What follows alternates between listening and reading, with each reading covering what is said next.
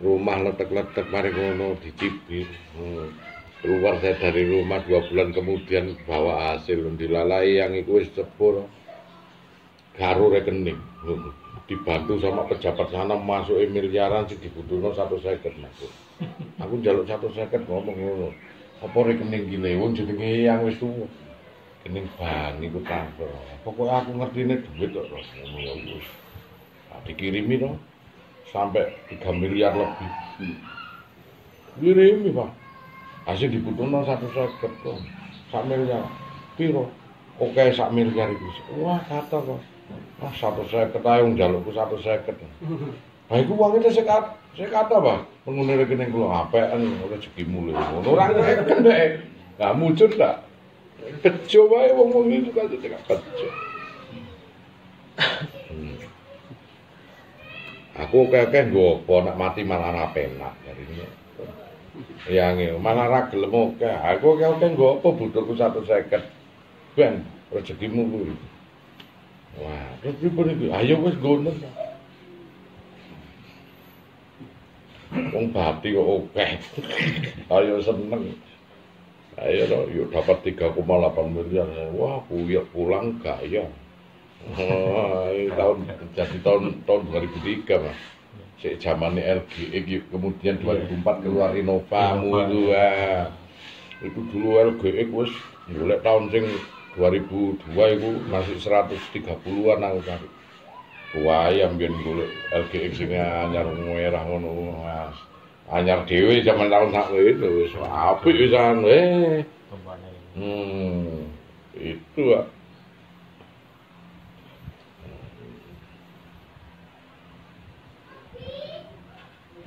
nikmat kalau kita wis ndak ada orang iso bangkrut wong sedekah, iso nyakiti hati orang sedekah. Oh, dia gampang mengikhlaskan.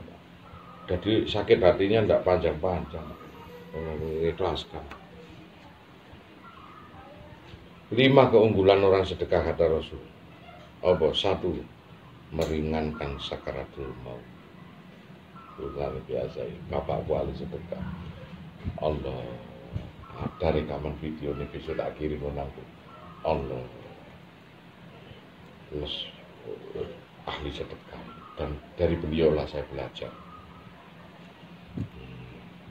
Jadi setelah meninggal apa yang terjadi? Untuk buan itu 268 juta. Jadi dia itu nyelamati sampai sak 1000 dinane duit itu. 268 juta gak salah. Atau 86 juta gitu loh. Antara itulah. 200 juta lebih. Pakai. Ibuku bi. Kulo riyen wonten utang kali Pak Dadi mboten nate kula bayar. Bayar 15 juta. Ternyata bapakku kalau ngutangi orang itu istrinya enggak tahu. Nangis. Saat meninggalnya tergugah semua mereka. Dan saat bapakku meninggal malah mereka yang berutang ke papi itu malah dapat rezeki. Dan uniknya Pak, diingatkan. Aku biar tahu diturun Pak. Jadi anaknya, istrinya tidak ada yang tahu. Kalau bapakku itu sering ngutangi.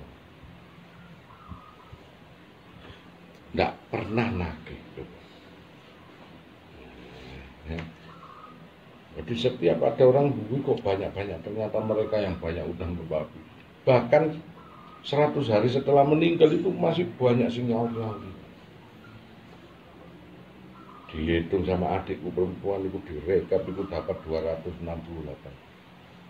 Coba. Jadi nyelamet itu sampai sak 1000 dinan itu duitnya dhewe. Oh anaknya gak komanan gak nyelameti ya.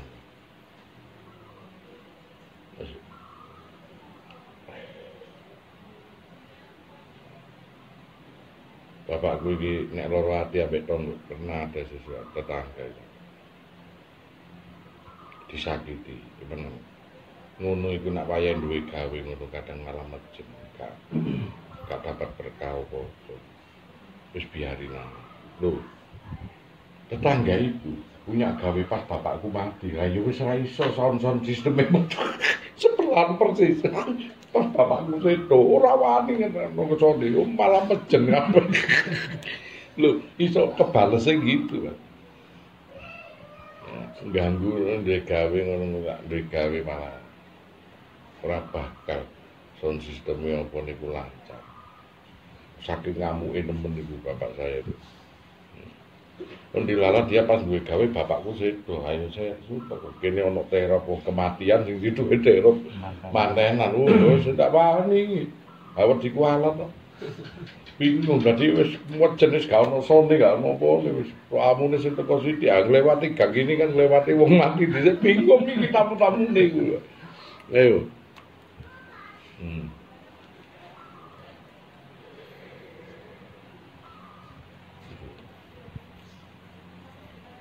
Ibu saya itu begini, anak bapak ya ibu itu.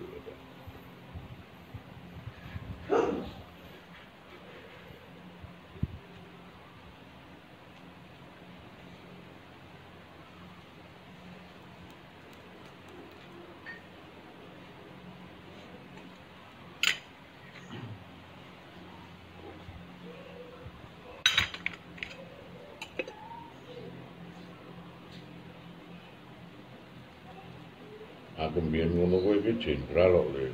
Aku jenderal kuwi ngono. Aku nyambut gawene sesuk ora ono pensiune.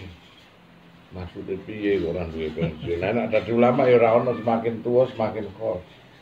Ya to sampai samatine ana. Kowe sesuk ora ono pensiune.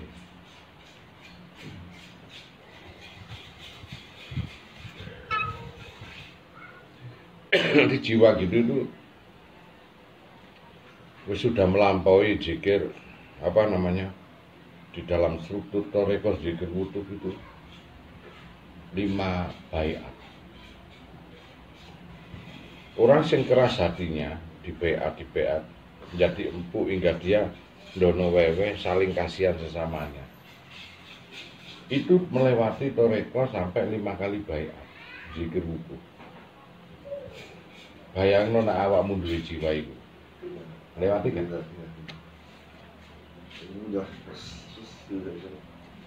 Lewati. Ya nak guruku ngomong nek kowe duwe jiwa ndono wewe wis nglewati 5. Padahal untuk level 2 kali baiat level lama swarga. 2 kali baiat. Nah iku wis nglewati 5. Tujuannya toreko itu apa? Ngempukke hati. Ben iso nangkap sinyal-sinyal rahasia dari suatu perbuatan. Akhirnya saya udah gak pikiran lagi. Iya. Tidak ada yang diperjumakan. Akhirnya jadi landasan sejarah untuk dia, bukunya dia. Kelak digelar nang akhirat. Itulah pertolongan seluruh keluargamu akan berterima kasih. Telah digelar dari suatu persaksian syahadat.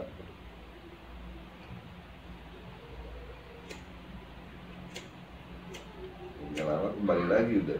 Iya. Junun Al-Misri itu saat menolong orang dia digambarkan alam akhirat. Junun Al-Misri. Apa yang dia punya? Pedati. Apa pedati gerobak? Gerobak itu diberikan orang yang lagi dalam kesusahan. Nah, kemudian saat dia tafakur, dia dibawa di alam akhirat saat Roro Maksa, Junun Al-Misri, Syekh Junun Al-Misri. Dia nggak tahu yang dibantu bagaimana. Tiba-tiba Junun Al-Misri karena suatu kesalahan yang dia tidak bisa terampuni. Nangis Junun Al-Misri. Kesalahan yang tak akan terampuni. Nah, tidak diceritakan kesalahan itu. Biar kau seorang wali sekalipun Junun, hukuman itu tetap diberlakukan. Karena kesalahan itu tak akan terampuni. Apa? Ternyata di dalam hidupnya ada kesyirikan. Sedikit. Terbebaslah Junun Al-Misri dari apa? Dari seorang yang dikasih pedati. Menangis Junun Al-Misri.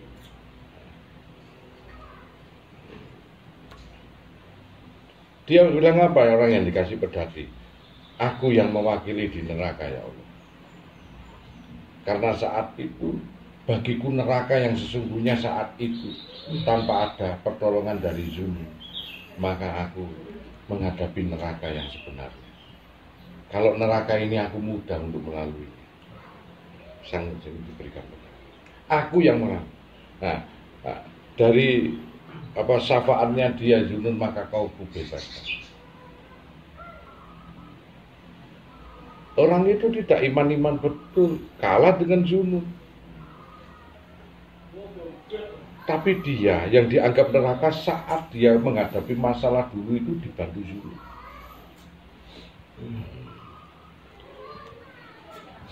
Bayangkan dia menapak suatu jawaban dengan jauh-jauh dari Bekasi ke sini, hanya untuk mencari jawaban, tanpa dia sadari terjawab.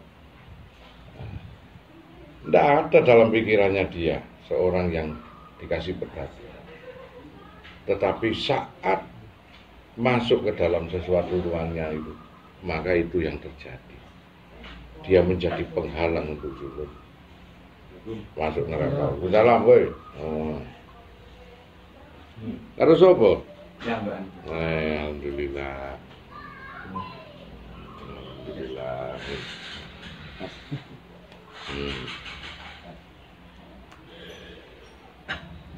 Zunun itu Zunun Al-Misri. Seorang wali yang diselamatkan buruh pedati Bapak Cuket itu. Jadi pedati ini Zunun dikasihkan itu. Terus kamu pakai. Kamu bawa itu modal untuk apa? Padahal baginya sih orang yang penganut pedati itu tidak pernah dalam hidupnya dia punya pedati wong dia buruh. Oh, bagi Zunun wong dia orang kaya. Apal arti pedati. Ternyata menyelamatkan di akhirat.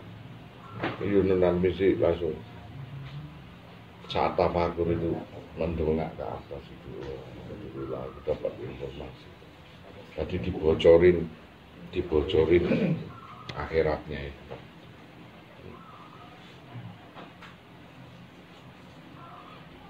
Makanya bikin landasan diri kita itu sejarah. Nah, jari ini yang saya itu sampai-sampai seorang anak kalau orang bapak itu berguna itu mengatakan begini sama cucunya nih, gak koyok jenat-jenate papaku.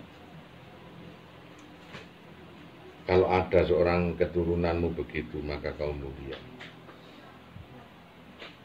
Dulu papaku itu begini, sekarang aku merasa kehilangan.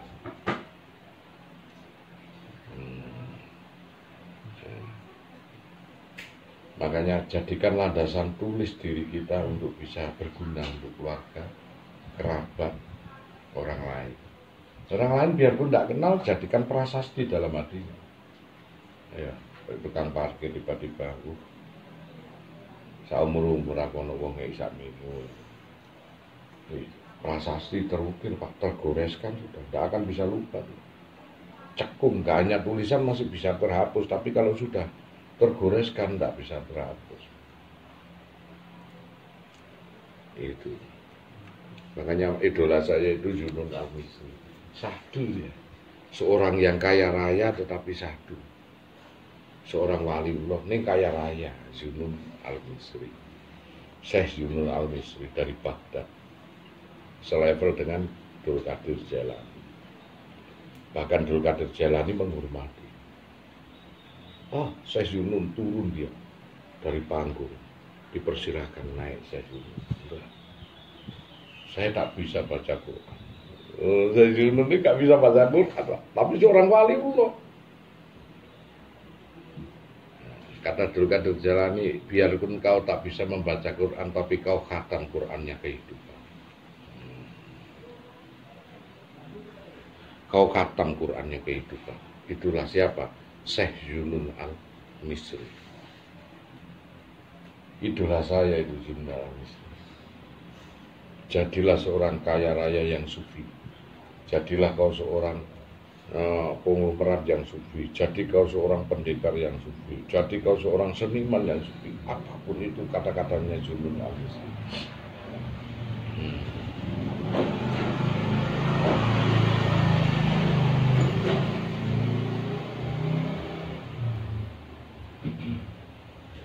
Dia mampu merubah. Padahal Junun al-Misri awal pertama cari kekayaan itu jelek. Itulah dia mau dimasukkan neraka. Apa? Pesugihan. Loh iya, Junun al-Misri itu gitu. Dia cari kekayaan dari pesugihan, Pak. Kemudian dia sadar, dia sedekahkan tambah gak melarat, Pak. Sedekahkan itu. Nah, akhirnya dia tafakur itu, Pak. Diangkat derajatnya sama Allah dari sedekahnya itu diangkat. Ditaruhlah dia di makom kewalian. Dia merasa tak bisa apa-apa karena aku Al-Quran pun tak bisa. Anehnya dia mendengar Sultanul Aulia Syekh Qadir Jalani. Siapa yang bersentuhan dengan dia pasti hambar segala macam. Apa yang terjadi? Begitu dia berhubungan dengan Syekh Qadir Jalani, turun dari pangkat. Diciumlah tangan Junun al-Misri ditarik. Aku tak bisa apa-apa Kanjeng Syekh. Surbanya dilepas ditaruhkan ke Junun. Loh, sampai merinding dan cerita dibawa. Aku tak bisa Al-Quran ya Syekh.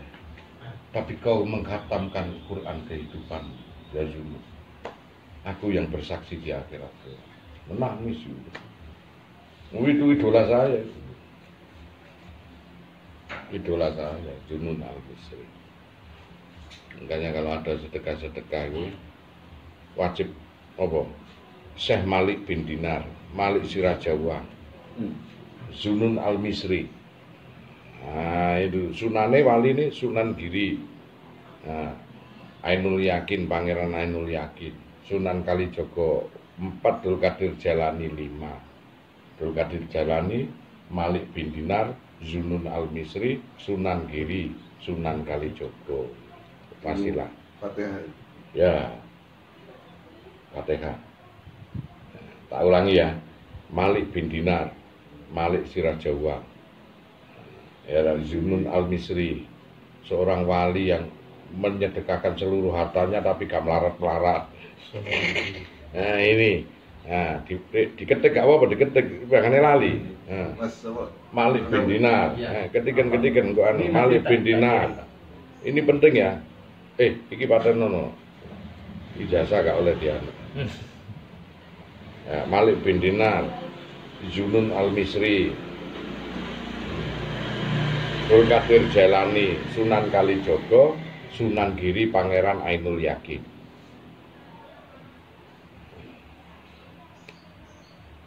Sunan Giri orang terkaya. Biyen kok Fatimah binti Maimun itu semua polone dikasih no kabeh kan. Oh, hasil bumine dikasih no kabeh, mari ngono dikon ngiseni watu, kok tak takoni ibu, sik ono ngono ben gak stres ibu. Mari ngono wae iku masih rujut manang ngono basan dibuka karunge watune isine emas kabeh ae iku nang kiri.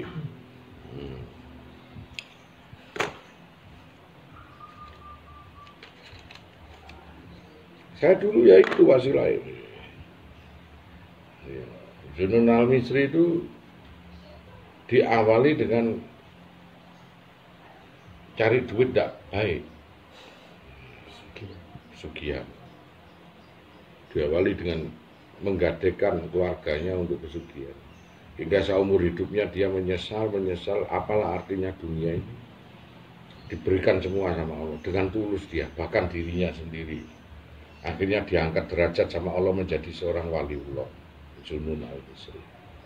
Dan kata-katanya bijak, dan dia dirandaskan sebagai orang-orang hakikat. Dan Abdul Qadir Jalani aja sampai mencopot sorbannya.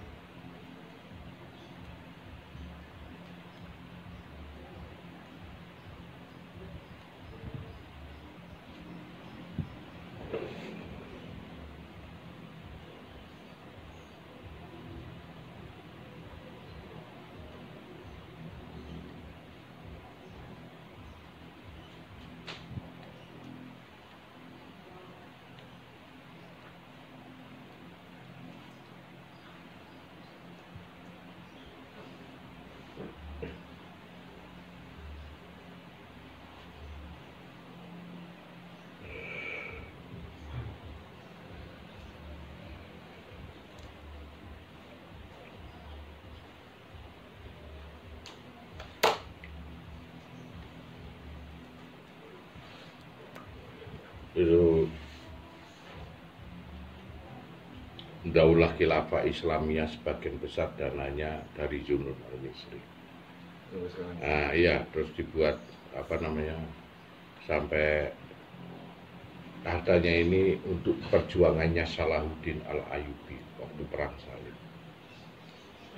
Zunun al-Misri pakai dana itu untuk merebut Palestina, merebut Masjidil Aqsa. Karena pribadi yang santun itu. Ceritanya Syekh Malik bin Dinar unik lagi. Mengenal Allah hanya apa namanya itu, Imam Bakhruddin, Safiuddin Bakhruddin, nama aslinya. Dia menjadi seorang wali dikarenakan perempuan naksir wong wedok. Lho, Imam Bakhruddin ngono wong wedok ayu. Cuman sayange kok anake takmir ngono ceritane. Alim wong wedok iku suka nang masjid. Bagaimana dia cara memikatnya itu? Tuku sarung, tuku goblok, sholat. Belajar ngaji. Niatnya bukan lillahi ta'ala karena kepengin ngerebut arep wedok iku. Imam Bakhruddin. Konon Junun siapa si Imam Bakhruddin itu bodoh, Pak. Jadi apa ya namanya? Enggak kerja dia. Junun benar ya? Junun apa Yunus? Yunun kan? Zunun al-Misri. Junun al-Misri. Zunun Z.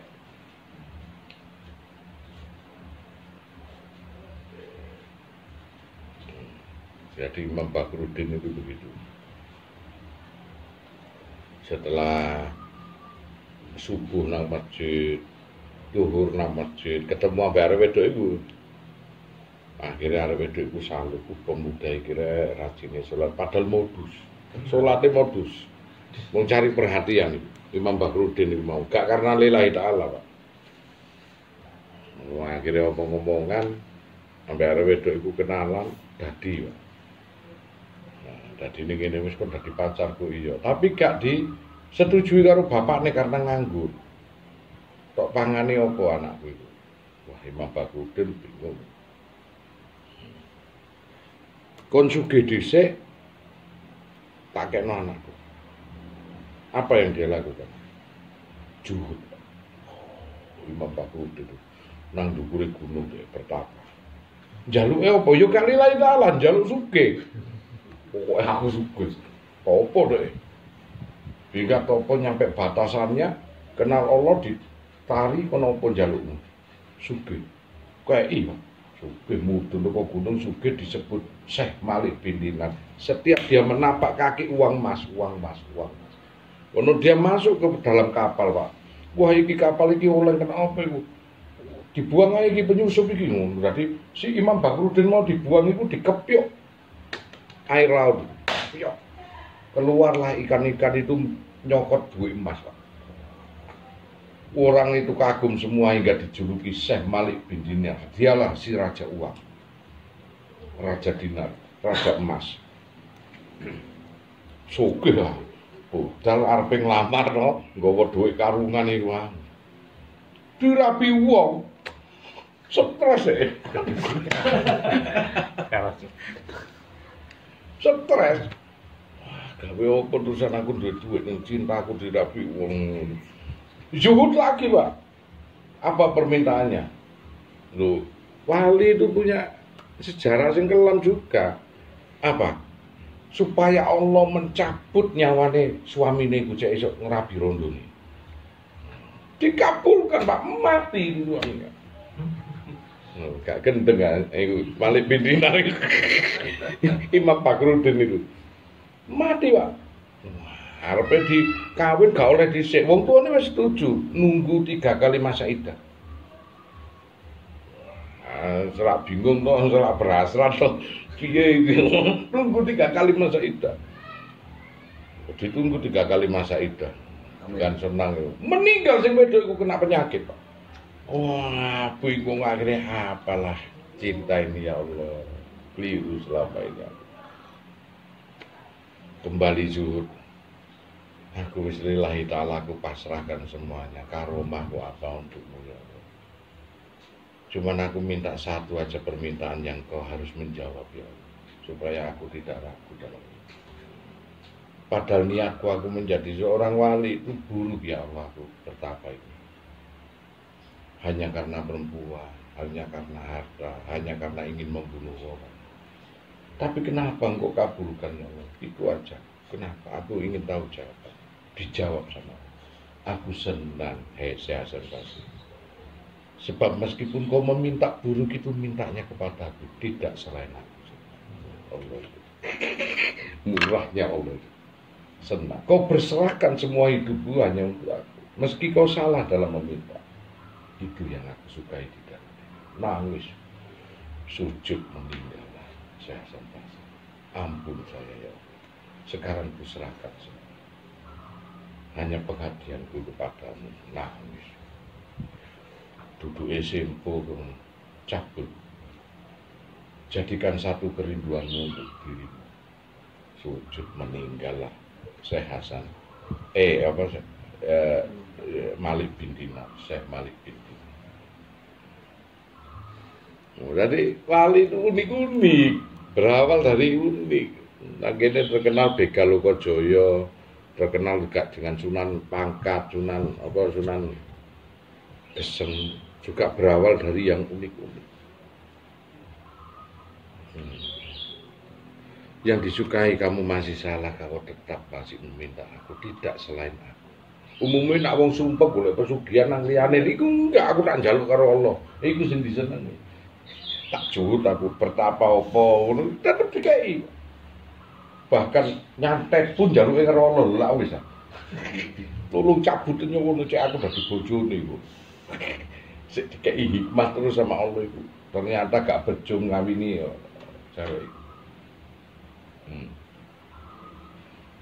Itulah Syekh Malik bin Dinar, Imam Fakhruddin alias Syekh Malik bin Dinar.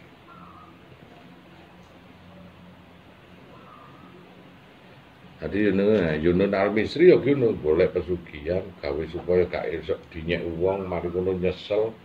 Wis gak ana apa-apa, gak gablek akidah, gak gablek tauhid, perluwe mek ngono. Carane ngono serahke dul kadir jalani sampai dokok kena surbane iku dikasihkan kepada Yunus Al-Misri. Bahkan sampai kekayaannya nggak habis-habis, Pak. Diberikan kepada Salahuddin Al-Ayyubi, salah satu laskar perang salib saat itu.